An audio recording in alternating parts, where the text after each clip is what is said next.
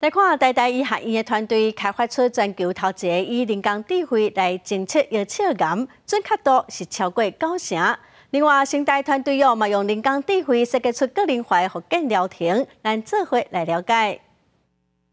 已经过往的体育主播傅达人，甲苹果创办人贾博士，在生时阵拢因为药草癌受折磨。不过2公分以下早期的药草癌真好发现，较会去牵着适合治疗的时期。所以台大团队打造 AI 侦测系统，会当判图敢是治疗药草癌，准确度超过90%。小于2公分的胰脏癌在电脑断层上是很难看得到的。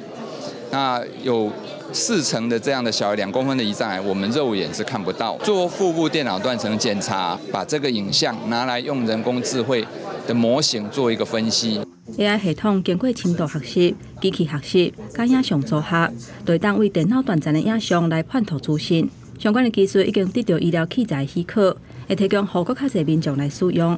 不过，智慧医疗除了癌症的判图，还会当协助民众进行客制化复健的服务。那可以透过游戏的方式，然后可以进行训练后呢，然后我们医师可以在我们后台当中去看见他们的一个肌肉运动状况，提供一个最适化复健疗程，能够让他们的跌倒风险从50%也可以降到10%。利用会当挂伫分数的智慧装置，会当收集筋膜运动的数据，传去医疗端，安排上较适合的复健疗程。再选出一些团队，骨科会尽量把我们有的资金、我们的资源协助大家，让大家更靠近商业化。骨科会推动学术界甲产业的合作，举办商业开发培训营，鼓励学研团队甲创新的想法转化做市场的服务，创造产学双赢。记者综合报道。